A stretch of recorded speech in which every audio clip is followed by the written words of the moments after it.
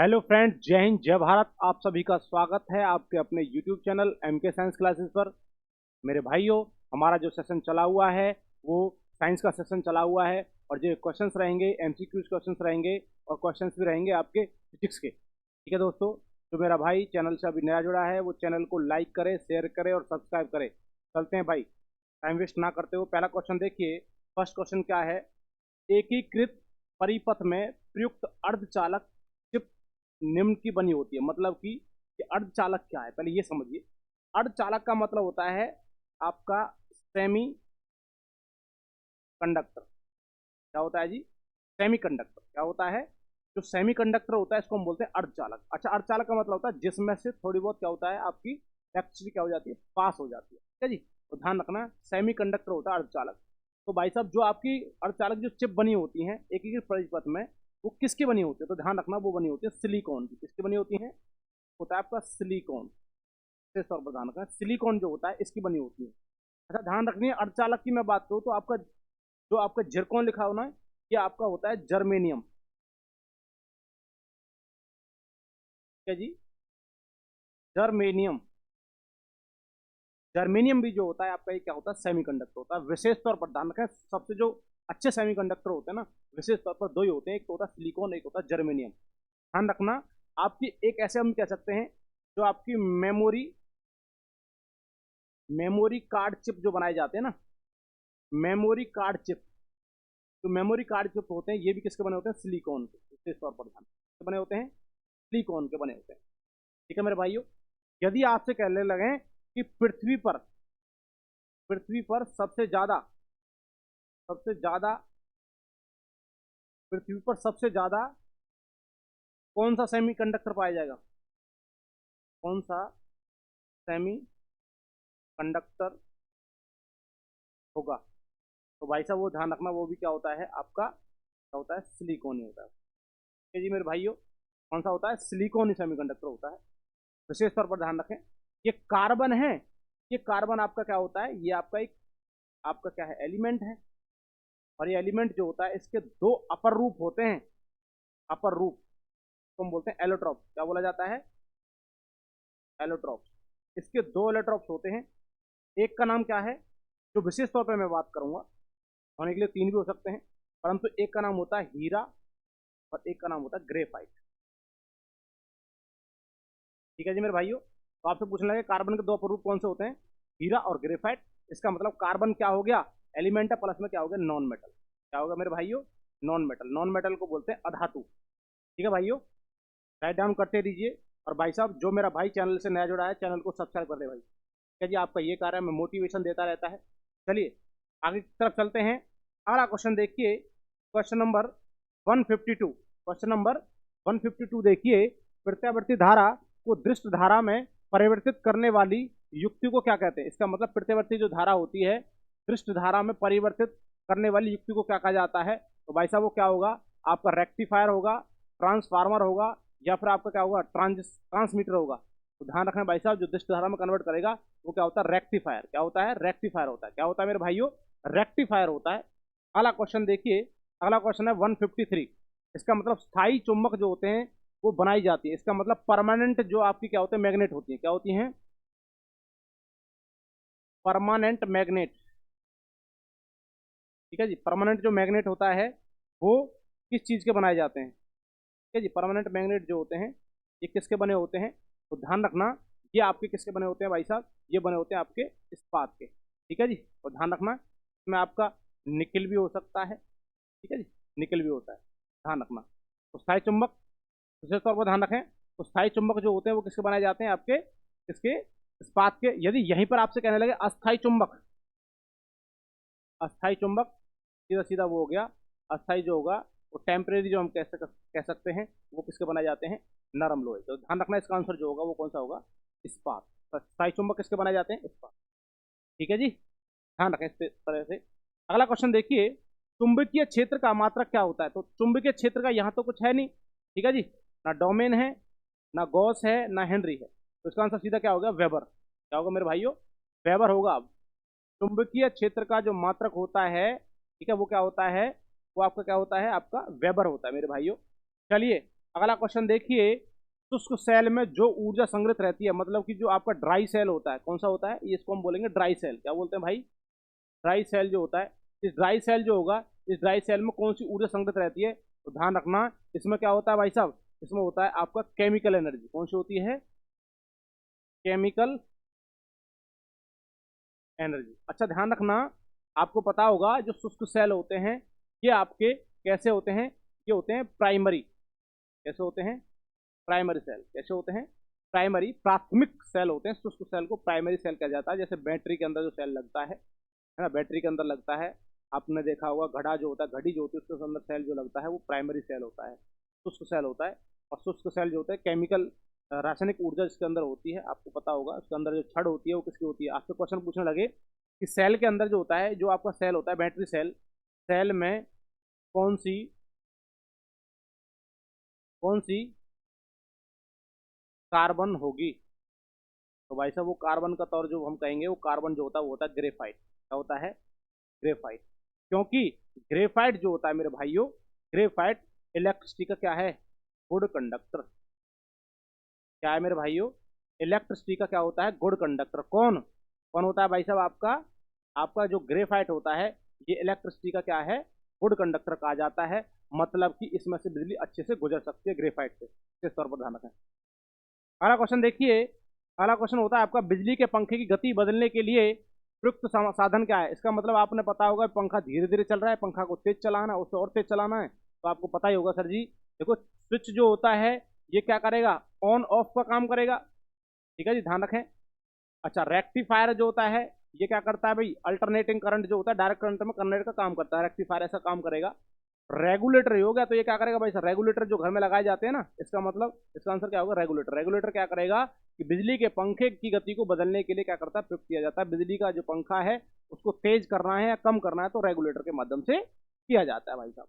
अगला क्वेश्चन देखिए, question number 157, Faraday का नियम किस प्रक्रिया से संबंधित है? फैराडे का नियम किस प्रक्रिया से संबंधित है? गैसों का दाब, गैसों की अभिक्रिया, या तापमान व दाब, और इलेक्ट्रोलाइसिस। तो इसका आंसर है फैराडे का जो नियम निर्भर करता है वो किस पर करता है? इलेक्ट्रोलाइसिस। इस पर डिपेंड करता है भाई साहब इलेक्ट्रोलाइसिस। ठीक है जी, इलेक्ट्रोलाइसिस पर फैराडे का नियम निर्भर करता है जी। अगला क्वेश्चन देखिए, निम्नलिखित में से कौन विद्युत अचुंबकीय है? ऐसा है कि भाई साहब इनमें से विद्युत जो है कौन सी अचुंबकीय है? कोबाल्ट है, क्रोमियम है, तांबा है, या फिर निकल है? तो भाई साहब विद्युत अचुंबकीय की हम बात कर रहे हैं, तो सीधा सीधा क्या हो जाता है भाई साहब? इसका तांबा। क्या हो जाता है? तांबा। जो कॉपर होता है ना, ठीक है जी, कॉपर जो होता है ये क्या होता है आपका? एक विद्युत अचुंबकीय है। क्या है? विद्युत अचुंबकीय है। क्या है? विद्युत अचुंबकीय। ठीक है जी, समझ में आ रहा है? ठीक है जी, ठीक है जी। अगला क्वेश्चन देखिए, अगला देखिए। अच्छा यहीं से एक और चीज बताते हैं, देखिए आपका जो क्रोमियम होता है, ये क्रोमियम क्या होता है? आप इसके बारे में बता दीजिए कि कोबाल्ट क्या होता है? ये भी क्या है? कोबाल्ट क्या होता है? मेटल होता है। क्या होता है? मेटल। मतलब क्या होता है? धातु होता है। ठीक है जी, धातु होता है। आपसे निकल से भी कहने लगे तो ये भी क्या होता है? धातु होता है। ऐसा क्वेश्चन पूछ सकता है धातु है क्या धातु है। ठीक है जी। और ध्यान रखना, iron cobalt nickel copper zinc, तो आपसे एटॉमिक नंबर भी आपसे पूछने लगे तो iron 25, iron cobalt nickel copper और जिंक। ठीक है जी, तो कोबाल्ट है, आयरन कोबाल्ट, तो कितना हो गया इसका भाई साहब? 26 हो गया एटॉमिक नंबर। कितना हो गया एटॉमिक नंबर? कितना हो जाता है एटॉमिक नंबर जो होता है मेरे भाइयों? वो कितना होता है? 26। किसका? कोबाल्ट का। और आपसे पूछने आयरन कोबाल्ट निकल पूछने लगे आपसे, तो ये कितना होगा? 27 होता है। कितना होता है? 27 क्या होता है? Atomic number. क्या होता है? एटॉमिक नंबर की हम बात करें तो मेरे भाइयों वो कितना होता है आपका? कितना होता है? 27 होता है भाई साहब। और आपसे कॉपर का पूछने iron cobalt nickel copper, iron cobalt nickel copper, तो कॉपर कितना होगा भाई साहब? 25 हो गया, 25, 26, 27 और 28। ये कितना हो गया? 28। तो कितना हो जाता है? 28। तो इसका किसका है एटॉमिक नंबर? ध्यान रखना, iron cobalt nickel copper zinc जो होगा। ठीक है, तो कितना हो गया? ये आपका आयरन कोबाल्ट निकल कॉपर और जिंक, तो इसका 29 होगा। कितना होगा? 29। ठीक है जी।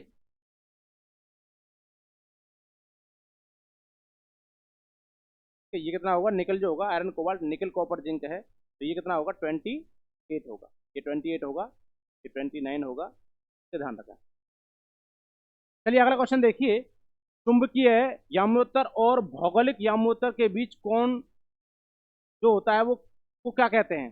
चुंबकीय याम्योत्तर और भौगोलिक याम्योत्तर के बीच के कोण को कहते हैं, क्या कहते हैं? चुंबकीय आघूर्णन, चुंबकीय नति, या फिर चुंबकीय दिक्पात, या इनमें से कोई नहीं। जल्दी से बता दीजिए क्या कहेंगे इसको। चुंबकीय आघूर्णन, चुंबकीय नतीय, चुंबकीय दिक्पात। तो क्या कहा जाता है भाई साहब, चुंबकीय दिक्पात कहा जाता है। क्या कहा जाता है, चुंबकीय दिक्पात। अगला क्वेश्चन देखिए, अगला क्वेश्चन है निम्नलिखित में से कौन सा एक प्रकृति में अनुचुंबकीय है। निम्नलिखित में से कौन सा प्रकृति में अनुचुंबकीय है भाई साहब। तो वो कौन सा होता है, हाइड्रोजन होता है, ऑक्सीजन होता है, नाइट्रोजन होता है, लोहा होता है। तो ध्यान रखना वो क्या होता है, ऑक्सीजन। क्या होता है मेरे भाइयों, ऑक्सीजन। क्या होता है, ऑक्सीजन का एटॉमिक नंबर बता दो। ऑक्सीजन का एटॉमिक नंबर, ऑक्सीजन का एटॉमिक नंबर कितना होता है मेरे भाइयों, तो बता दीजिए कितना होता है सर जी, 8 होता है। ठीक है जी। हाइड्रोजन आपसे पूछने लगे तो कितना है, 1 होता है सर। ठीक है जी। नाइट्रोजन को बता दीजिए, hydrogen, helium, lithium, beryllium, boron, carbon, nitrogen. तो नाइट्रोजन कितना हो जाए भाई साहब, आपका कितना हो जाता है, 7 हो जाता है सर। कितना हो जाता है, 7। और लोहे का बता दीजिए, लोहे का भी बताया है, आयरन, आयरन कितना होता है, 25। ठीक है जी। आयरन, कोबाल्ट, निकिल, कॉपर और जिंक, ये सीरीज होती है। अगला क्वेश्चन देखिए, निम्नलिखित में से कौन एक अचुंबकीय पदार्थ है। भाई साहब जो चुंबक के साथ रिएक्ट नहीं होगा या फिर चुंबक उसको खींचेगी नहीं, तो भाई साहब देखिए इनमें से कौन सा था, लोहा खींच सकते हैं भाई साहब, निकल को, निकल को खींच सकता है। क्या होगा इसका आंसर, पीतल। कौन सा होगा, पीतल। क्या होगा, पीतल। तो ध्यान रखना, निम्नलिखित में से कौन एक अचुंबकीय पदार्थ है, तो मेरे भाइयों वो कौन सा होता है, पीतल होता है भाई। क्या होता है, पीतल। अगला क्वेश्चन देखिए, बड़ा शानदार क्वेश्चन, भौतिकी में चतुर्थ आयाम का परिचय किसने दिया था। तो भौतिकी के अंदर, फिजिक्स के अंदर जो चतुर्थ आयाम दिया था वो किसने दिया था, न्यूटन ने दिया था। वो नील्स बोर ने दिया था। वो किसने दिया था, आइंस्टीन ने। किसने दिया था, आइंस्टीन। वही है E equal to MC square. ठीक है जी। आजकल चल रहा है भाई ट्रेंडिंग में MC स्क्वायर। ठीक है जी, जो रैपर है। तो ध्यान रखें कौन है भाई साहब, आइंस्टीन जो है इक्वल टू MC स्क्वायर, जो भौतिकी चौथी अवस्था के बारे में बताया था, आयाम के बारे में बताया था। रडार का आविष्कार कौन है, तो रडार का आविष्कार कौन होता है। तो रडार जो होती है, आपने देखा होगा सिग्नल देने का काम करती है, रडार घूमती रहती है ना, कभी आपने देखा है, तो सिग्नल देने का काम करेगी। तो भाई फ्लेमिंग ने, रॉबर्ट वॉटसन ने, आइंस्टीन ने, या आइंस्टीन लिख रखा है, न्यूटन है। तो इसका बेटा रडार का आविष्कार जो किया था, रॉबर्ट वॉटसन। भाई सीधा सीधा है आंसर, याद करने की बातें हैं ये, इसमें कोई समझने वाली बात नहीं है। रडार का आविष्कार कौन है, रडार का आविष्कार कौन है, रॉबर्ट वॉटसन। रॉबर्ट वॉटसन कौन है। अच्छा देखिए, आपसे मैं पूछने लगूँ, फ्लेमिंग, फ्लेमिंग जो था, है ना, तो फ्लेमिंग कौन है, ये थे अलेक्जेंडर फ्लेमिंग। Alec Alexander. ठीक है जी। अलेक्जेंडर इसका नाम था, अलेक्जेंडर फ्लेमिंग।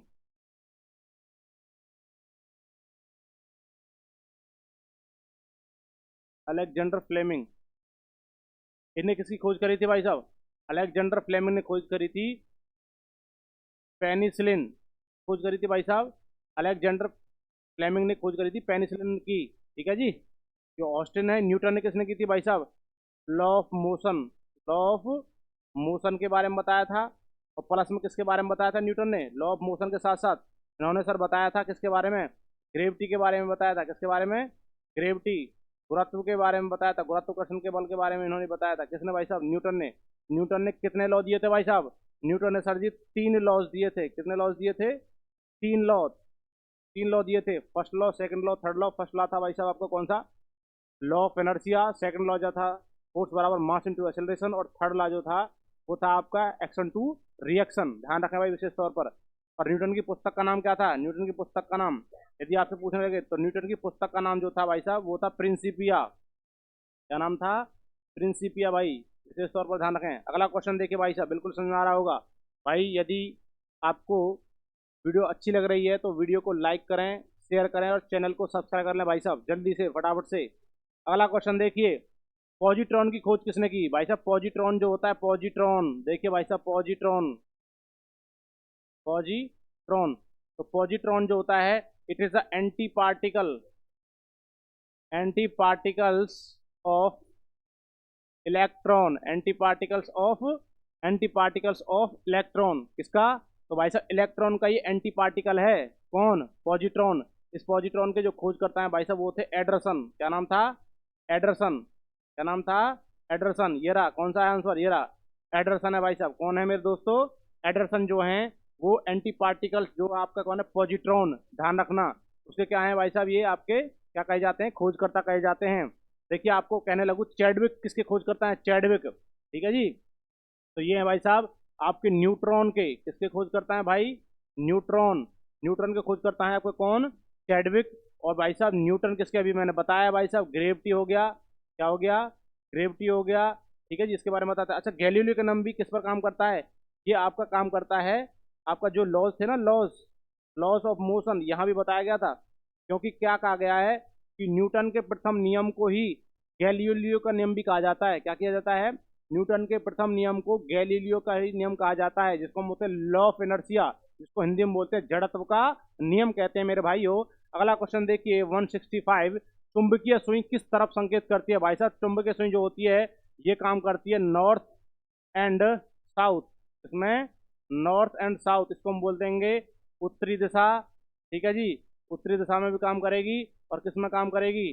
दक्षिण दिशा में भी काम करती है। तो इसका मतलब दोनों डायरेक्शन में काम करने का जो काम करती है वो आपकी क्या करती है भाई साहब? वो चुंबकीय सुई करती है। तो यहाँ पर आंसर सीधा उत्तर लिख रखा है, उत्तर, और क्या लिख लेना है आपका? दक्षिण। क्योंकि भाई साहब आपके दो ही पोल होते हैं। ठीक है जी, कौन से? नॉर्थ एंड साउथ, दो पोल होते हैं, उत्तरी और दक्षिणी ध्रुव, उत्तरी ध्रुव दक्षिणी ध्रुव, north pole and south pole. ध्यान रखना भाई। अगला क्वेश्चन देखिए। ठीक है, आकाश का तो कुछ क्वेश्चन नहीं है, पूरा कुछ क्वेश्चन नहीं है। अगला क्वेश्चन देखिए, निम्नलिखित में से कौन सा पदार्थ चुंबकीय है? इसमें से ऐसा कौन सा पदार्थ है जो एक चुंबकीय है? तो भाई साहब निकिल है, एल्यूमिनियम है, बिस्मथ है। भाई साहब बिल्कुल नहीं है इनमें से कोई सा भी। इसका आंसर हो जाता है निकिल। क्योंकि क्या होता है, निकिल जो होता है ये क्या होता है? एक चुंबकीय पदार्थ है। कैसा पदार्थ है? चुंबकीय पदार्थ है। जल्दी से बता दिए एटॉमिक नंबर कितना होता है निकल का? जल्दी से, आयरन, कोबाल्ट, निकल, कॉपर, जिंक, जल्दी। अगला क्वेश्चन देखिए, विद्युत मोटर किस सिद्धांत के अनुसार कार्य करती है? जो आपकी मोटर होती है विद्युत की, इलेक्ट्रिक जो मोटरें होती हैं वो किस सिद्धांत पर कार्य करती है मेरे भाइयों? तो जल्दी से बता दीजिए, ओम का नियम, लेंज का नियम, या फिर फैराडे के नियम। जल्दी से बता दीजिए भाई साहब, विद्युत मोटर जो होती हैं, विद्युत मोटर किस सिद्धांत पर कार्य करती हैं? तो भाई साहब वो किस पर करती हैं? विद्युत मोटर किस पर करती है भाई साहब? जल्दी से कमेंट में बता दीजिए आप ये आंसर इसका। 167 का आंसर कमेंट में बता दीजिए, विद्युत मोटर किस सिद्धांत पर कार्य करेंगी। एक और मैं थोड़ा सा बता देता हूँ। तो विद्युत मोटर है ना, ये क्या करती है भाई साहब? ये करती है आपका इलेक्ट्रिक एनर्जी को, इलेक्ट्रिक इलेक्ट्रिक एनर्जी को, जो आपकी क्या होती है विद्युत ऊर्जा को कन्वर्ट करती है किसमें? मैकेनिकल एनर्जी में। किसमें करती हैं? मैकेनिकल मैकेनिकल एनर्जी में। विशेष तौर पर ध्यान रखें। तो विद्युत ऊर्जा को यांत्रिक ऊर्जा में जो कन्वर्ट करने का काम करती हैं वो क्या करती हैं? विद्युत मोटर। और बता दीजिए विद्युत मोटर किस नियम पर कार्य करती हैं? ध्यान रखना, ओम्स लॉ है, लेंज का नियम है, फैराडे का नियम है। तो जल्दी से बता दीजिए। ठीक है जी, अगला क्वेश्चन देखिए। अगला क्वेश्चन, विद्युत चुंबक बनाने के लिए सामान्यतः किस धातु का प्रयोग किया जाता है? मतलब विद्युत चुंबक बनाना है आपको तो उसमें सामान्यतः किस धातु का प्रयोग करते हैं? तांबे का, कोबाल्ट का, या लोहे का? तो ध्यान रखना, विद्युत चुंबक बनाना है आपको तो विद्युत चुंबक बनाने के लिए आपको लोहे का यूज करना होता है। किसका यूज करना होता है भाई साहब? आयरन का यूज करना होता है भाई साहब। किसका यूज करना होता है? आयरन का यूज करना होता है भाई साहब विद्युत चुंबक बनाने के लिए। विशेष तौर पर ध्यान रखें। अगला क्वेश्चन देखिए, अगला क्वेश्चन बड़ा शानदार क्वेश्चन रहेगा। निम्नलिखित में से कौन सा, निम्नलिखित में कौन सी धातु अर्धचालक की तरह ट्रांजिस्टर में प्रयोग की जाती है? ये पहले क्वेश्चन भी आ चुका है भाई साहब। ट्रांजिस्टर जो होता है मैंने अभी बताया था उसमें पहले क्वेश्चन में, आप जाकर देखिए। ट्रांजिस्टर जो होते हैं वो क्या होते हैं? ट्रांजिस्टर जो होते हैं, ट्रांजिस्टर को बनाने के लिए सेमीकंडक्टर का यूज किया जाता है। सेमीकंडक्टर, ठीक है जी, अर्धचालक। ठीक है जी, और अर्धचालक में जो होता है आपका दो चीज होते हैं, एक तो होता है सिलिकॉन। क्या होता है? सिलिकॉन होता है। और एक और होता है जिसको हम बोलते हैं जर्मेनियम। क्या होता है? जर्मेनियम। ठीक है जी, जर्मेनियम, सिलिकॉन और जर्मेनियम। ठीक है जी, सिलिकॉन और जर्मेनियम जो होता है आपको उनसे क्या किया जाता है भाई साहब? आपका क्या किया जाता है? आपका क्या बनाया जाता है? ट्रांजिस्टर बनाए जाते हैं। तो इसका आंसर क्या होगा? जर्मेनियम। यहाँ सिलिकॉन होता तो आप क्या लगा सकते थे? सिलिकॉन भी आंसर लगा सकते थे भाई। ठीक है जी, यहाँ पर चांदी के बारे में पूछना गए तो ध्यान रखना, सिल्वर जो होता है, सिल्वर को बोलते हैं चांदी। ठीक है जी, और सिंबल आप बता दीजिए, ए जी होता है, ए यू होता है। जल्दी से फटाफट से बता दीजिए। ठीक है जी, तो ध्यान रखना ए जी होता है। अगला देखिए, ये इलेक्ट्रिसिटी का गुड कंडक्टर है। ठीक है जी, इलेक्ट्रिसिटी का गुड कंडक्टर। ठीक है जी, इलेक्ट्रिसिटी का गुड कंडक्टर की मैं बात करूं तो वो आपका क्या होती है भाई साहब? वो होती है आपकी चांदी। विद्युत का अच्छा चालक जो होता है, गुड कंडक्टर जो होता है वो चांदी होती है। और जो ग्रेफाइट होती है ये भी क्या होती है? विद्युत का चालक ही होती है। क्या होती है? ये भी हम कह सकते हैं गुड कंडक्टर। क्या होती है? Good conductor. पर सबसे ज्यादा गुड कंडक्टर जो होता है, ठीक है, जो सबसे ज्यादा गुड कंडक्टर होता है वो चांदी होता है मेरे भाइयों।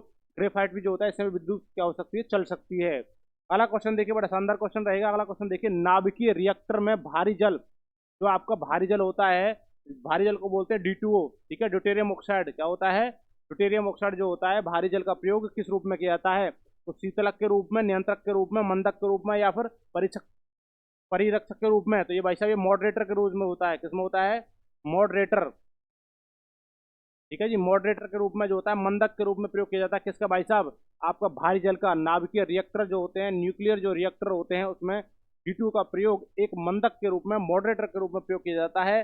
अगला क्वेश्चन देखिए, कूलिज नलिका का प्रयोग क्या उत्पन्न करने के लिए किया जाता है? तो सूक्ष्म तरंग है, रेडियो तरंग है, एक्स तरंग है। तो ध्यान रखना कूलिज नलिका जो होती है उसके अंदर क्या उत्पन्न करने के लिए किया जाता है? तो भाई साहब ध्यान रखना एक्स किरण है। तो ध्यान रखना एक्स रे। कौन सा होता है? X ray. आपने देखा होगा जब आपकी कोई भी हड्डी क्रैक हो जाती है तो आप क्या कराते हो भाई साहब? एक्सरे करवाते हो। तो ध्यान रखना एक्सरे जो होती हैं ये हड्डियों को पार नहीं करती हैं, हड्डियों को हड्डियों को पार हड्डियों को पार नहीं करेंगी, नहीं करेंगी, परंतु ये किसको पार कर सकती हैं? ये मसल्स को। किसको? मसल्स जो होती है, मसल्स को पार मसल्स को पार मसल्स को क्या कर देती हैं? मसल्स को पार कर देती हैं, मसल्स को पार कर देती हैं। आपने देखा होगा तभी पता पड़ जाती है भाई साहब ये आपकी हड्डी है यहाँ से टूटी हुई है मेरे भाइयों। ठीक है जी। चलिए आप ध्यान रखना ये होती हैं रेडियो वेव्स।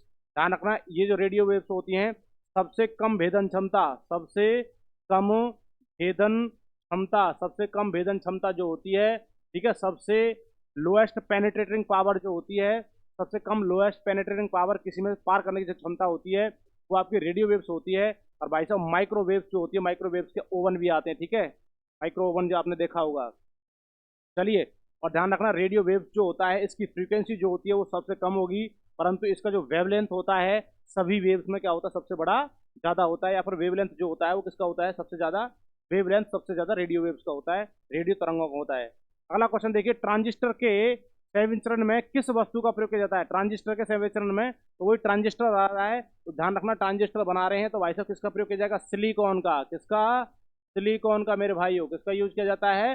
सिलिकॉन का यूज किया जाता है। यहाँ एल्यूमिनियम पर देखिए, एल्यूमिनियम जो होता है पृथ्वी की भूपर्पटी, मतलब कि पृथ्वी की सतह, पृथ्वी की ऊपरी सतह, पृथ्वी की ऊपरी सतह, पृथ्वी की ऊपर जो जो आपका अर्थ का आउटर सरफेस होता है जिसको हम बोलते हैं भूपर्पटी। क्या बोलते हैं? भूपर्पटी पर, भूपर्पटी पर, पृथ्वी की ऊपरी सतह पर, है ना, क्या पाया जाता है? पर सबसे ज्यादा क्या पाया जाता है? सबसे ज्यादा एल्यूमिनियम पाया जाता है। क्या पाया जाता है? एल्यूमिनियम पाया जाता है मेरे भाइयों। क्या पाया जाता है? पृथ्वी की ऊपरी सतह पर सबसे ज्यादा मात्रा में जो पाया जाएगा वो क्या पाया जाता है मेरे भाइयों? वो आपका एल्यूमिनियम पाया जाता है। ध्यान रखें भाई साहब। अच्छा, ये तांबा जो होता है, ये तांबा जो होता है ये इलेक्ट्रिसिटी का गुड कंडक्टर है, एल्यूमिनियम में कह सकते हैं, ठीक है जी। और सिलिकॉन जो होता है ये इलेक्ट्रिसिटी का क्या होता है? सेमी कंडक्टर होता है, अर्धचालक होता है। चलिए अगला क्वेश्चन देखिए, बड़ा शानदार क्वेश्चन रहेगा। सिलिकॉन क्या है? अभी द्वारा पूछा है। तो भाई साहब सिलिकॉन जो होता है ये क्या होता है? आपका सेमीकंडक्टर होते हैं। जल्दी बता दीजिए जो आपके सेमीकंडक्टर की संख्या होती है वो 8 होती है, 7 होती है, 10 होती है, या फिर 12 होती है? ये बता दीजिए मुझे कमेंट में करके। 8, 7, 10, 12 आप कमेंट में लिख के बता दीजिए भाई साहब सेमीकंडक्टर की संख्या कितनी होती है? 8, 7, 10, 12 कमेंट करके बता दीजिए। अगला क्वेश्चन देखिए, अगला क्वेश्चन है एक्स किरणें किसको पार नहीं कर सकती? तो एक्स किरणें किसको पार नहीं कर सकती भाई साहब? त्वचा को पार कर जाती हैं, ठीक है जी, मांस को पार कर सकती हैं, लकड़ी को पार कर सकती हैं। किसको पार नहीं कर सकती भाई एक्स किरणें? तो भाई साहब अस्थि को पार नहीं कर सकती हैं। यदि अस्थि को पार कर जाती है एक्स किरणें तो आपको भाई साहब एक्सरा नहीं होता और पता नहीं लगाया जा सकता था कि भाई साहब आपकी हड्डी कहीं से क्रैक हुई है। अगला क्वेश्चन देखिए, अगला क्वेश्चन है भाई साहब माइक्रोफोन का आविष्कार किसने किया था? माइक्रोफोन, स्टीफन हॉकिंग, गैलीलियो, या फिर ग्राम बेल? तो माइक्रोफोन, माइक्रोफोन फोन की बेल सी घूमती रहती है तो क्या हो गया? Graham Bell. तो गांवों में ग्राम से गांव और बेल, तो किसकी फोन? पहले समय में गांवों के अंदर फोन की क्या हुआ? गांवों में बेल सी घूमती रहती थी, फैली हुई होती थी भाई साहब। पहले क्या होता था? खम्भों पर आपके वायर जाते थे, एक वायर जहां से कनेक्ट हुआ है वहां तक एक ही वायर जाता था, और वो एक वायर एक घर के लिए काम करेगा, ऐसा नहीं कोई भी उसमें से सिग्नल जोड़ करके और भाई साहब फोन लगा ले। आपने देखा होगा एक फिल्म भी है गोविंदा जॉन लीवर की जो फिल्म है, तो ध्यान रखना यदि बीच में से आपके वायर में कोई कनेक्शन कर लेता है तो भाई साहब सारी बातें आपको सुनाई देंगी और आप उससे बात कर सकते हो। तो ग्राम बेल माइक्रोफोन होता है, परंतु ये माइक्रोफोन क्या है? बिल्कुल अलग है, ध्यान रखना उस चीज़ का, ठीक है। ये वो माइक्रोफोन नहीं है भाई, ध्यान रखना। ये फोन मैंने लॉजिक बस उसके लिए बताया है फोन के बारे में, तो याद करने का तरीका ये था। माइक्रोफोन जो होता है भाई साहब ये करता क्या है? माइक्रोफोन होता क्या है? देखना, ध्यान रखना। ये माइक्रोफोन जो होता है एक प्रकार से स्पीकर होता है। क्या होता है? ये आपका क्या होता है? स्पीकर टाइप में होता है, या स्पीकर, सॉरी स्पीकर नहीं, जिसको हम बोलते हैं माइक। क्या बोलते हैं? माइक। आपने देखा होगा जिसमें हेलो हेलो करते हैं, वो ये होता है। और ये करता क्या है भाई साहब? ये आपका विद्युत ऊर्जा को, जिसमें, सॉरी, ये क्या करता है? ये करता है भाई साहब आपको ध्वनि ऊर्जा को, जिसमें ध्वनि ऊर्जा को, ध्वनि ऊर्जा को किसमें? विद्युत ऊर्जा में कन्वर्ट करने का काम करता है, ठीक है जी, विद्युत ऊर्जा में बदलना। इसका मतलब हम कह सकते हैं साउंड एनर्जी को साउंड एनर्जी को कन्वर्ट करता है किसमें, किसमें भाई साहब, आपका इलेक्ट्रिक एनर्जी में। क्या मेरे भाइयों, तो ध्यान रखना विशेष तौर पर। तो साउंड एनर्जी को इलेक्ट्रिक एनर्जी में कन्वर्ट करने का काम जो होता है माइक्रोफोन का होता है, और इसके खोजकर्ता जो है ग्राहम बेल। ठीक है जी। अच्छा बता दीजिए, गैलीलियो को किसके खोजकर्ता कहा जाता है, ब्रह्मांड के या फिर ग्रहों के। ठीक है। टेलीविजन का आविष्कार किसने किया था, टेलीविजन का आविष्कार सभी को पता चली, टेलीविजन का आविष्कार किया था जेल बेयर्ड ने। किसने किया था, जेल बेयर्ड ने किया था। ठीक है जी। आपसे पूछने लगे कंप्यूटर का आविष्कार किसने किया था, तो आपको पता होगा किसने किया था भाई साहब,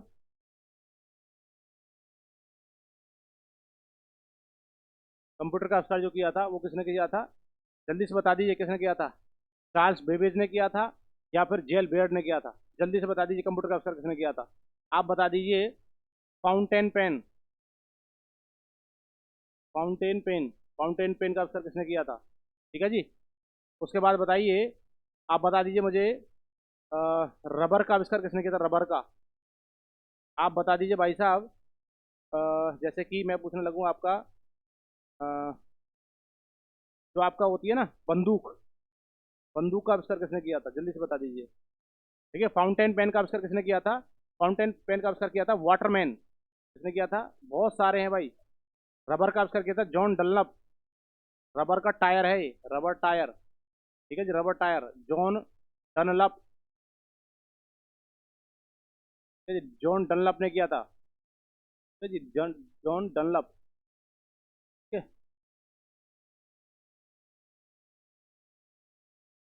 जॉन डनलप ने किया था। बंदूक का था सैमुअल कोल्ट, सैमुअल कोल्ट। ठीक है जी। और कंप्यूटर का तो सभी को पता होगा, जल्दी से बता दीजिए। ठीक है जी, चार्ल्स बेबेज। ठीक है, कौन है, चार्ल्स बेबेज। ठीक है जी बच्चों, चलिए आगे तरफ चलेंगे। अगला क्वेश्चन देखिए, टेलीस्कोप का आविष्कार किसने किया था, टेलीस्कोप का आविष्कार जॉनसन ने, रदरफोर्ड ने, गैलीलियो ने। सीधा सीधा आंसर होता है किसने किया था टेलीस्कोप का आविष्कार, गैलीलियो। ठीक है जी। और दूरबीन का खोजकर्ता भी नहीं कहा जाता है, यदि आपसे पूछना ना दूरबीन का भी, तो आप यही लिख लेना दूरबीन। दूरबीन का खोजकर्ता मैं आपसे बात करूं या टेलीस्कोप की मैं बात करता हूं, तो यही इंसान है गैलीलियो। कौन है, गैलीलियो। वैसे नामकरण तो बहुत ने किया था। अगला क्वेश्चन देखिए, गुरुत्वाकर्षण बल जो होता है, नियमों के आविष्कार किसने माना जाता है। गुरुत्वाकर्षण बलों के नियम का आविष्कार जो किसने किया है भाई साहब, वो न्यूटन ने किया है, नील्स बोर ने किया, रदरफोर्ड। सीधे सीधा आंसर है। तो गुरुत्वाकर्षण बल के बारे में किसने बताया है, न्यूटन ने। किसने बताया भाई साहब, न्यूटन ने बताया मेरे भाई। ठीक है जी, न्यूटन ने 3 लॉज दिए थे। ठीक है, परंतु ये आपसे लॉ ऑफ मोशन। ठीक है जी, 3 लॉ ऑफ मोशन, ये मोशन पर थे। परंतु ग्रेविटी के बारे में किसने बताया था, आपका न्यूटन ने। ये कहते हैं भाई साहब, जी का मान जो होता है वो होता है 9.8 मीटर पर सेकंड स्क्वायर। ये आपका क्या था, छोटी जी का मान। एक होता है बड़ी जी, 6.67 multiply by 10⁻⁻11 newton metre square upon में किलोग्राम का स्क्वायर। ये कांस्टेंट वैल्यू है। कैसी वैल्यू है, ये कांस्टेंट होती है। ठीक है जी, ये कांस्टेंट होती है। और भाई साहब ये कैसी होती है, वेरिएबल होती है। कैसी होती है, मतलब स्थान चेंज करने पर जो बड़ी जी होगी ये चेंज होती रहेगी, परंतु भाई साहब जो आपकी बड़ी जी होती है ये स्थान चेंज करने पर चेंज नहीं होगी। ठीक है जी। जैसे मान के चलो आप जी का मान यहाँ पर आपका 9.8 मीटर पर सेकंड स्क्वायर, आप पोल्स की तरफ जाओगे तो जी का मान क्या हो जाएगा मेरे भाइयों, बढ़ता रहेगा। ठीक है जी। और यदि आप पोल से और नीचे की तरफ जाओगे, इसका मतलब ऊपर जा रहे हो ध्रुवों की तरफ, तो भी बढ़ेगा। और नीचे दक्षिण तरफ जा रहे हो तब भी क्या होगा, बढ़ेगा। तो पोल्स दो ही है, उत्तरी और दक्षिणी, तो दोनों तरफ क्या होगा, जी का मान बढ़ेगा। यदि आप विषुवत रेखा पर जा रहे हो, इक्वेटर रेखा पर जाते हो, तो जी का मान जो हो जाता है वो क्या हो जाता है, शून्य हो जाता है मेरे भाइयों। और यदि आप पृथ्वी के अंदर चले जाते हो, ठीक है जी, अंदर मतलब केंद्रक पर, तो जी का मान जो हो जाता है वो क्या हो जाता है, शून्य हो जाता है। विषुवत रेखा पर बढ़ता रहेगा, एक ऐसी स्थिति आएगी शून्य तो नहीं होगा, विषुवत रेखा इक्वेटर पर कम हो जाएगा। ठीक है जी। परंतु जो आपका केंद्रक होगा, इसका मतलब जो आपका भीतर अंदर जाने पर पृथ्वी के अंदर, तो जो आपका जी का मान हो जाता है वो क्या हो जाता है, शून्य हो जाता है। विषुवत रेखा पर घटेगा और पोल्स पर जाने पर जी का मान बढ़ेगा। ठीक है जी, ये मैंने वैल्यू आपकी लिखी हुई है। चलिए अगला क्वेश्चन देखिए।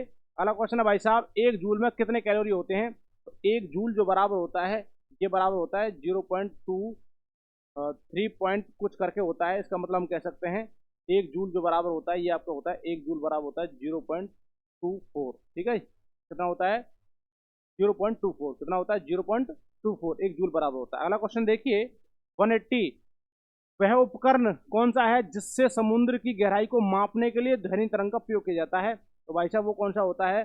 सोनार होता है। ठीक है, उपकरण का प्रयोग किया समुद्र की गहराई को मापने के लिए प्रयोग किया जाता है, ध्वनि तरंग का प्रयोग किया जाता है, वो है सोनार है, अल्टीमीटर है, या फिर आपका रडार है। तो ध्यान रखना भाई साहब, वो क्या होता है जो आपकी समुद्र की गहराई मापने का काम करेगा, वो क्या करेगा भाई साहब? वो आपका क्या होता है? सोनार होता है। क्या होता है? सोनार होता है। अगला क्वेश्चन देखिए, निम्नलिखित में से कौन सा यंत्र प्रत्यावर्ती धारा को एक दिश धारा में परिवर्तित करता है? ये होता है अल्टरनेटर होता है, या हम कहते हैं कंडेंसर होता है, या फिर ट्रांसफार्मर होता है। क्या होता है कि यंत्र प्रत्यावर्ती धारा को एक दिश धारा में, ठीक है जी, प्रत्यावर्ती धारा को एक दिश धारा में परिवर्तित करता है। ये अल्टरनेटर होता है, या फिर आपका कंडेंसर होता है, या फिर ट्रांसफार्मर होता है। तो एक दिशा में करेगा तो भाई साहब वो कौन सा करेगा? एक दिशा में करेगा तो वो कौन सा हो जाता है भाई साहब? आपका आपका कौन सा हो जाता है? अल्टरनेटर हो जाता है। क्या होता है? अल्टीनेटर। अल्टरनेटर होता क्या है भाई साहब? देखिए, अल्टरनेटर जो होता है ना, ये क्या करता है? ये आपका यांत्रिक ऊर्जा को, यांत्रिक ऊर्जा को, यांत्रिक ऊर्जा, यांत्रिक ऊर्जा को बदलना, बदलना या कन्वर्ट करना। यांत्रिक ऊर्जा को किस में बदलेगा? ये आपका विद्युत ऊर्जा में बदलता है, विद्युत ऊर्जा में। इसका मतलब आपने देखा वो जनरेटर का भी काम कर सकता है अल्टरनेटर जो होता है। तो ध्यान रखना, जो आपका मैकेनिकल एनर्जी होती है, मैकेनिकल एनर्जी जो होती है, ठीक है, मैकेनिकल एनर्जी को क्या करेगा? ये आपको कन्वर्ट कर देता किसमें? आपका किसमें? आपका इलेक्ट्रिकल एनर्जी में, इलेक्ट्रिकल एनर्जी, ठीक है जी, इलेक्ट्रिकल एनर्जी में। ठीक है जी, तो ध्यान रखें भाई साहब इस बात पर। चलिए आगे की तरफ चलते हैं।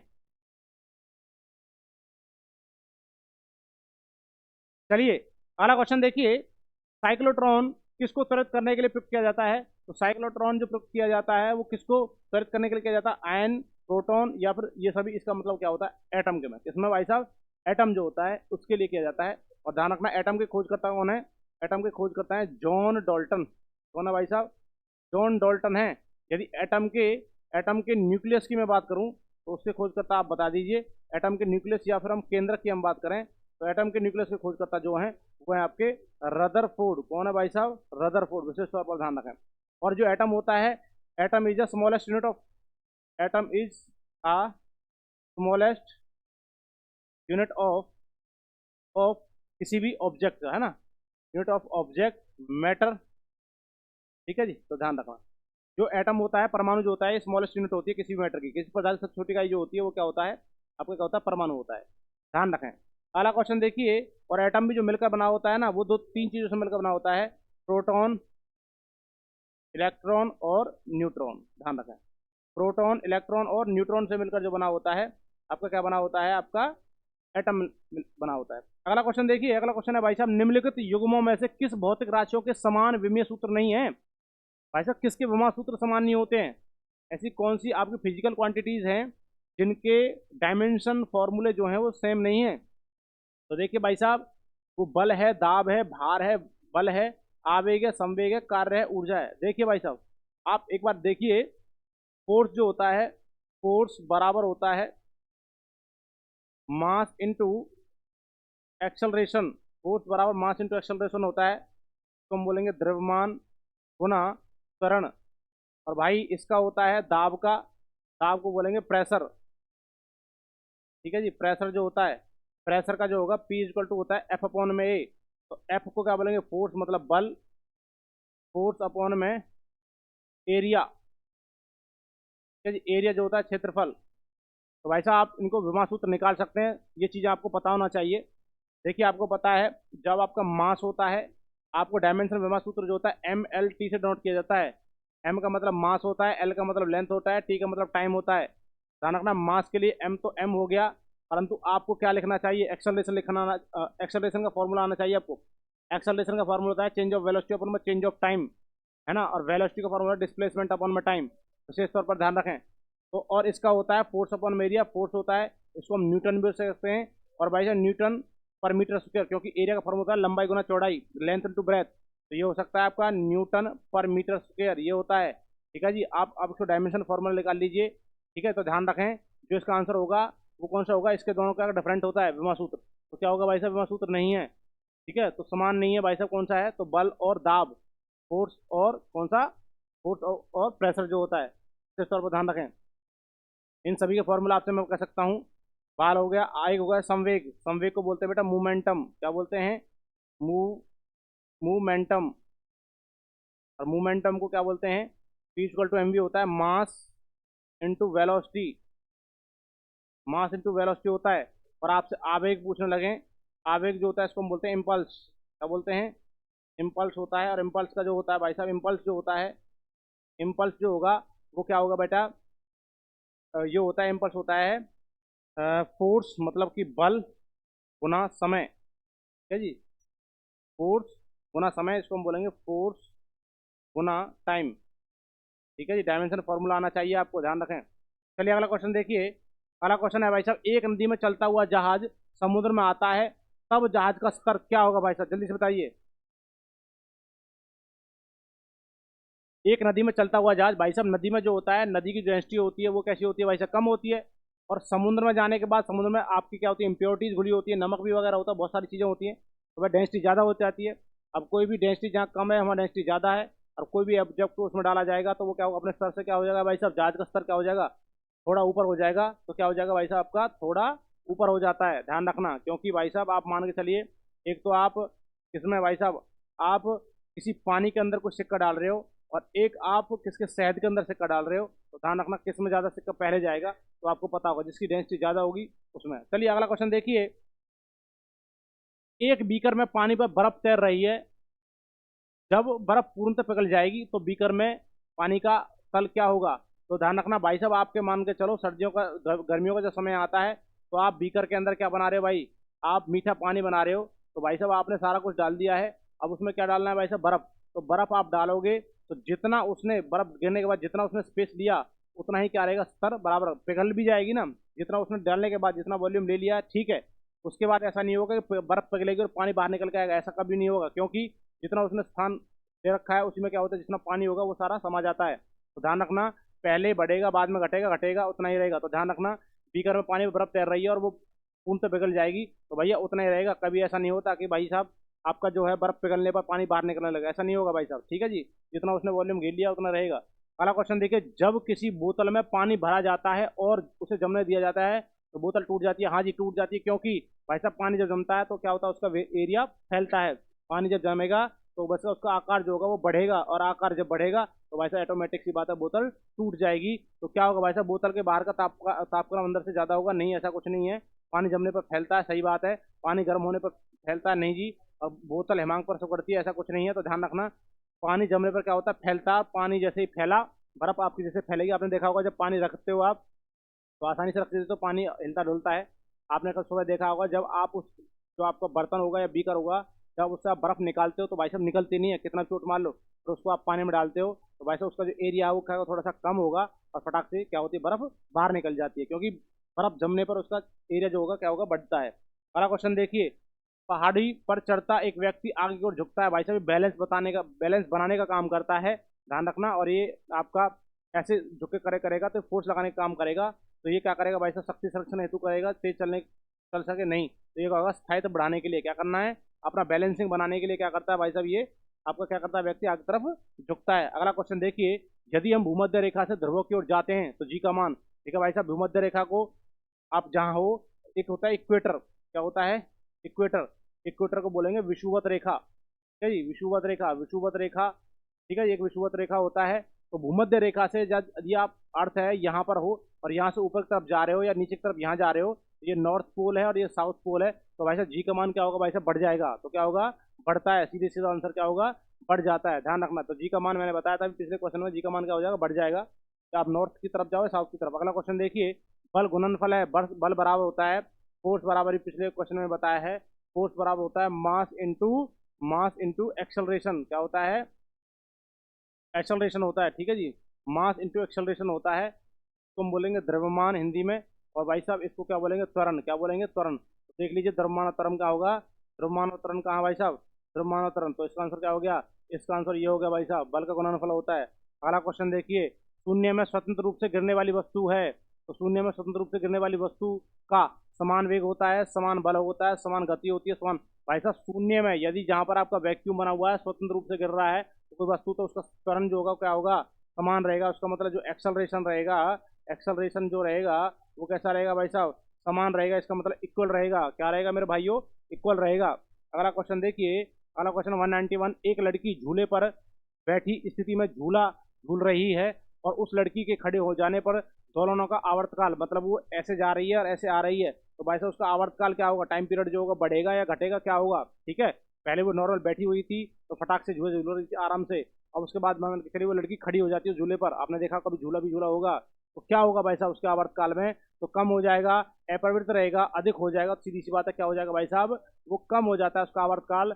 जब तो भाई साहब मान के चलो वो 1 सेकंड में आपका क्या आ रही है, वापस आ जाती है, चली जाती है, ठीक है, 1 सेकंड या 2 सेकंड में, परंतु जो क्या हो जाएगा, दोगुना हो जाता है, 4 सेकंड में आएगी, ठीक है जी। अगला देखिए आवर्तकाल क्या हो जाएगा उसका, घट जाएगा, ठीक है जी। तो समय लगेगा भाई साहब, 4 सेकंड लगने लगेंगे। यदि किसी वस्तु का यदि किसी वस्तु का वेग, आवर्तकाल घट जाएगा, क्या होगा, आवर्त टाइम पीरियड क्या होगा, घटेगा भाई साहब, क्या होगा, घटेगा, तो इसका मतलब समय लगे, कम लगेगा। यदि किसी वस्तु का वेग दोगुना कर दिया जाए, यदि किसी वस्तु का जो वेग है, मतलब कि वेलोसिटी है ना, और वेलोसिटी क्या कर दिया गया, दोगुना कर दिया गया, तो भाई साहब संवेग दोगुना हो जाएगा, गति ऊर्जा 4 गुनी हो जाएगी, और क्या हो जाएगा, तो इसका आंसर होगा भाई साहब आपका कौन सा, आपका गतिज ऊर्जा होगी। गतिज ऊर्जा को क्या बोलते हैं पता है, तो बोलते हैं काइनेटिक एनर्जी, क्या बोलते हैं, काइनेटिक एनर्जी। काइनेटिक एनर्जी का फार्मूला होता है के ई, जिसको हम बोल सकते हैं काइनेटिक एनर्जी को बोलते हैं half m v square, half m v square. तो ये कहना चाह रहा है यदि वस्तु का वेग दोगुना कर दिया, इस वेलोसिटी को दोगुना कर दिया जाए, तो भाई साहब उसका क्या कर दिया जाए, तो काइनेटिक एनर्जी जो होगी कितने गुना हो जाएगी, 4 गुना हो जाती है भाई साहब, कितना गुना हो जाएगी, 4 गुना हो जाती है, कितना गुना हो जाती है, 4 गुना। तो बताया, तो वेग को आप दोगुना कर दो, यहाँ करके देख लीजिए आप, 2 दूनी 4 हो जाएगा, 4 गुना देगी काइनेटिक एनर्जी। अगला क्वेश्चन देखिए, निम्नलिखित में से सदिश राशि है, मतलब कि सदिश राशि को हम बोलेंगे भाई साहब वेक्टर क्वांटिटी, क्या बोलेंगे, वेक्टर क्वांटिटी। वेक्टर क्वांटिटी का मतलब होता है जिसकी कोई फिक्स डायरेक्शन हो, क्या हो, फिक्स डायरेक्शन। देखिए वैसे तो डायरेक्शन किसकी होती है, वैसे तो डायरेक्शन भाई साहब आपकी वेक्टर स्केलर क्वांटिटी की भी होती है, ठीक है जी, फिक्स डायरेक्शन होगी। वैसे तो भाई साहब स्केलर क्वांटिटी की डायरेक्शन होती है पर फिक्स नहीं होती है, ठीक है। जैसे मैंने कहा डिस्टेंस और डिस्प्लेसमेंट, दूरी होती है वो आपकी अदिश राशि है, डिस्प्लेसमेंट जो है विस्थापन, ये आपकी कैसी सदिश राशि है।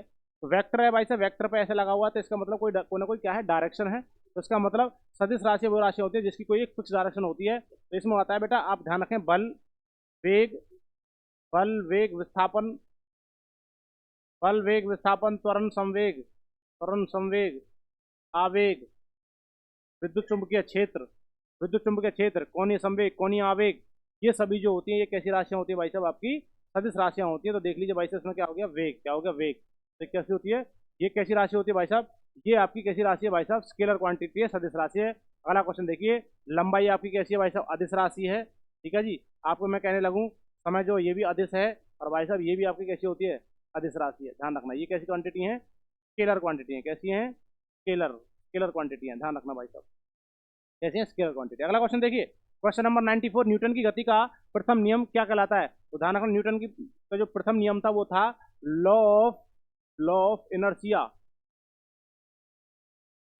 Law of inertia. ये कहते हैं कि भाई साहब कोई वस्तु विराम अवस्था में तो विराम अवस्था में रहेगी, यदि गति गति अवस्था में तो गति अवस्था में रहेगी, जब तक उसको भारी फोर्स लगा कर उसको चलाया ना जाए या फिर उसको रोका ना जाए। जैसे मान के चलो ये मेरे हाथ में मार्कर है, या फिर आप इसको यहाँ पर रखोगे तो ये यहीं पर रखा रहेगा जब तक भारी फोर्स लगा कर मैं उसको उठाता नहीं हूँ भाई साहब, ध्यान रखना इस चीज़ का। ऐसे मान के चलो वो गाड़ी चल रही है तो चलती रहेगी भाई साहब जब तक उसको ब्रेक लगा कर रोका नहीं जाएगा, परंतु एक फोर्स भी काम करता है ग्रेविटी का, वो ध्यान रखना, एक ऐसी स्थिति आती है कि भाई ग्रेविटी तो अपनी तरफ फोर्स लगाती है उसको रोक लेगी। तो ध्यान रखना भाई साहब, लॉ ऑफ इनर्शिया, जड़त्व का नियम, क्या बोलते हैं, जड़त्व का नियम। तो ये न्यूटन का प्रथम नियम था, जड़त्व का नियम, ठीक है जी, लॉ ऑफ इनर्शिया। तो ध्यान रखना आंसर कौन सा हो जाता है, जड़त्व का नियम, कौन सा होता है, जड़त्व का नियम, ठीक है जी। जैसे आपने देखा होगा भाई साहब, आप गाड़ी में मोटरसाइकिल पे आप चलते हो, तो गाड़ी के अचानक चलने पर आपको क्या होता है भाई साहब, एक फटाक से आप क्या करते हो, पीछे को झुक जाते हो ना, और यदि गाड़ी अचानक से रुकती है तो आप किस तरफ झुक जाते हो, आगे की तरफ। ध्यान रखना ये सभी क्या होता है, न्यूटन का फर्स्ट लॉ होता है, बहुत सारे एग्जाम्पल होते हैं, ठीक है जी। आप क्लासेस जाकर देखिए, चैनल पर जाकर देखिए भाई साहब, आपको सारी क्लासेस मिलेंगी। और भाई साहब यदि वीडियो अच्छी लग रही है तो भाई चैनल को सब्सक्राइब करें और जितना हो सके शेयर करें, ठीक है जी। आपका एक कार्य हमें मोटिवेशन का कार्य करेगा, हम आपके लिए प्रत्येक दिन ऐसी हेल्पफुल क्लासेस लाते रहेंगे भाई, ठीक है जी। चलिए अगला क्वेश्चन देखिए, 95, दो वेक्टर जिनका मान अलग है, ऐसी क्वांटिटी, भाई दो वेक्टर जिनका मान अलग है उनकी दिशा अलग होगी, उनका परिमाण शून्य होगा, उनका परिमाण शून्य नहीं हो सकता, ठीक है, उनका परिमाण क्या होगा, उनका परिमाण शून्य नहीं हो सकता। ध्यान रखना, जो दो वेक्टर जिनका मान अलग है तो वैसे उनका परिमाण क्या होता है, शून्य नहीं हो सकता। अगला क्वेश्चन देखिए, बर्फ पर स्कैटरिंग करना प्रदर्शित करता है कि दाब बढ़ाने पर बर्फ का गलनांक, भाई साहब यदि आप दाब बढ़ा रहे हो, प्रेशर बढ़ा रहे हो, तो बर्फ का गलनांक जो होगा भाई साहब वो क्या हो जाता है, घट जाता है। गलनांक क्या होगा, घट जाएगा। मान के चलो आप दो बर्फ के टुकड़े लेना और आप उनको ऐसे टकराना और ऐसे रख देना, भाई साहब वो बहुत समय लेंगे पिघलने में, तो गलनांक जो होगा उसका क्या होगा, तो उसका गलनांक बिंदु होगा, गलने का जो मेल्टिंग पॉइंट होगा वो क्या हो जाएगा, डिक्रीज हो जाता है। इसका मतलब घट जाता है। ध्यान रखना भाई, जब प्रेशर बढ़ा दिया ना, प्रेशर से आप लगा रहे हो तो घट जाता है भाई, ध्यान रखना। चिपक भी जाते हैं वो। जब कोई नाव नदी से समुद्र में प्रवेश करती है तो सीधे सीधा होता है, जब कोई नाव नदी से समुद्र में प्रवेश करेगी तो भाई साहब वो क्या हो जाएगी, वो थोड़ी ऊपर की ओर उठ जाती है। इसका मतलब क्या हो गया, आंसर क्या हो गया, ए हो जाता है। क्योंकि नदी का जो होता है डेंसिटी कम होती है और समुद्र की डेंसिटी जो होती है वो होती है ज़्यादा। नदी का पानी पीने योग्य होता है, समुद्र का पानी पीने योग्य नहीं होता, क्योंकि उसमें क्या होते हैं, बहुत सारी इंप्योरिटीज होती हैं, जैसे सोडियम क्लोराइड, NaCl वगैरह वगैरह। अगला क्वेश्चन देखिए, निम्नलिखित में से किसमें गतिज ऊर्जा नहीं है। गतिज ऊर्जा को वही कहेंगे, क्या चीज, काइनेटिक एनर्जी। क्या बोलेंगे, काइनेटिक एनर्जी। काइनेटिक एनर्जी की बात कर रहे हैं तो गतिज ऊर्जा की बात कर रहे हैं। तो भाई साहब ध्यान रखना, गतिज ऊर्जा वो होती है कोई वस्तु गति करते हुए एनर्जी दे रही है। तो ध्यान रखना, जैसे मैं आपसे कह देता हूं कि इसके बहता हुआ पानी, बहता हुआ पानी, बहता हुआ पानी, ये सभी किसके एग्जाम्पल है, बहता हुआ पानी एक, ये आपका काइनेटिक एनर्जी का फॉर्मूला है, एग्जाम्पल है। ये सारे एग्जाम्पल है, ठीक है। काइनेटिक एनर्जी का क्या है, ये उदाहरण है। ऐसे हम कहते हैं चलती हुई पवन चक्की, चलती हुई पवन चक्की। पवन चक्की किससे चलती है, हवा से। ठीक है, ये सभी किसके एग्जाम्पल होते हैं, इसी के होते हैं, ठीक है, काइनेटिक एनर्जी के। आपसे पूछने लगे कि आप क्या कर रहे हो, ये भी काइनेटिक एनर्जी है ना। पेन से, पेन से लिखना, कि कोई ना कोई एनर्जी होगी। जैसे मैंने कह रहे हैं भाई साहब, आपसे कहने लगे कि गोली का चलाना, गोली का चलाना, ये मतलब जिसमें क्या होता है, कोई ना कोई क्या होता है भाई साहब, आपका कार्य हो रहा हो और जो एनर्जी निकल रही हो, ठीक है, काइनेटिक एनर्जी होगी। गतिज ऊर्जा, गति करते करते जो एनर्जी दे रही है। परंतु एक होती है स्थिर ऊर्जा। स्थिर ऊर्जा का मतलब होता है भाई साहब आपका, स्थिर ऊर्जा, स्थिर ऊर्जा को बोलते हैं भाई साहब पोटेंशियल एनर्जी। क्या बोलते हैं, पोटेंशियल, पोटेंशियल एनर्जी। क्या बोलते हैं, पोटेंशियल एनर्जी कहा जाता है। इसका मतलब होता है कि किसी स्थिति में एनर्जी को स्टोर करने के बाद, एनर्जी को स्टोर कर लिया गया, बाद में यूज किया जा रहा है, उसको क्या बोलते हैं, स्थिर ऊर्जा। स्थिर का मतलब खड़ा हुआ, रुका हुआ। जैसे मैं कह रहा हूँ भाई साहब, चाबी वाला खिलौना, चाबी वाला खिलौना, आप देखते हो भाई साहब उसमें चाबी भर देते हो, बाद में वो खिलौना भागता रहता है। चाबी वाली घड़ी हो सकती है, चाबी वाली, चाबी वाली घड़ी। आपसे कह सकते हैं भाई साहब, आपका तीर कमान चलाना, तीर कमान, तीर कमान खींचना, तीर कमान खींचना भाई साहब। आपसे अगर डैम बनाकर टरबाइन चलाना, तो भाई साहब बहुत सारे एग्जाम्पल होते हैं। तो ध्यान रखना, गतिज ऊर्जा का उदाहरण कौन सा नहीं है भाई साहब, गतिज ऊर्जा का उदाहरण नहीं है खिंचा हुआ धनुष। तो खिंचा हुआ धनुष जो होगा ये एक स्थिर ऊर्जा होती है, जिसको हम एनर्जी को क्या करते हैं, इकट्ठा करके बाद में यूज करते हैं। धनुष किस तरफ जाता है, आगे तरफ जाता है भाई, ठीक है जी। अगला देखिए भाई साहब, अगला क्वेश्चन देखिए, क्वेश्चन नंबर 199। जब एक चल वस्तु की गति दुगनी हो जाती है तो भाई साहब उसका गतिज ऊर्जा क्या होगा, दुगना हो जाएगा, तीन गुना हो जाएगा, या फिर क्या होगा, समान होगा, चौगुना हो जाएगा। क्या कह रहा है, जब एक चल वस्तु की गति दुगनी हो जाए तो भाई साहब दुगनी हो जाती है तो उसका जो आपका क्या होगा, गतिज ऊर्जा जो होगी वो कितनी होगी, चार गुना। क्या हो जाती है, चार गुना। वही क्वेश्चन है, काइनेटिक एनर्जी मतलब वेलोसिटी वाला फंडा है। तो ध्यान रखना कितना हो जाएगी, चार गुना हो जाती है भाई साहब, ठीक है जी।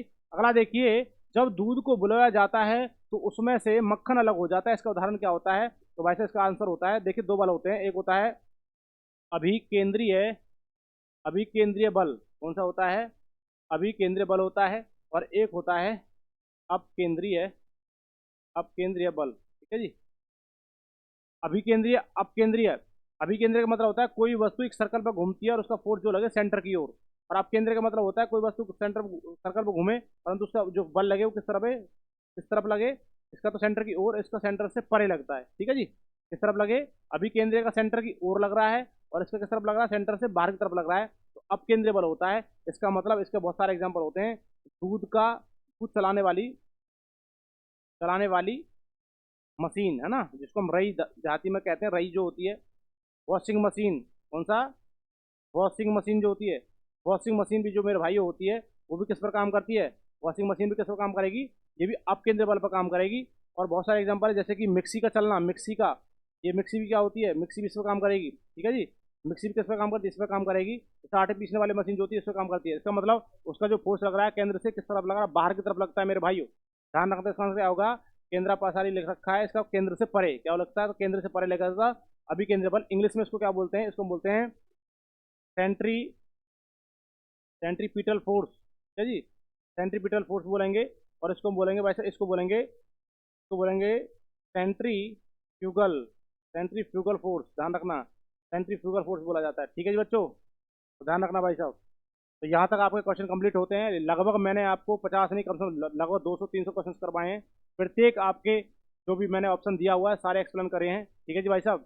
यदि वीडियो अच्छी लग रही है भाई साहब, एक काम कर दीजिए, अभी फटाक से जाने से पहले चैनल को सब्सक्राइब कर दीजिए, वीडियो को शेयर कर दीजिए।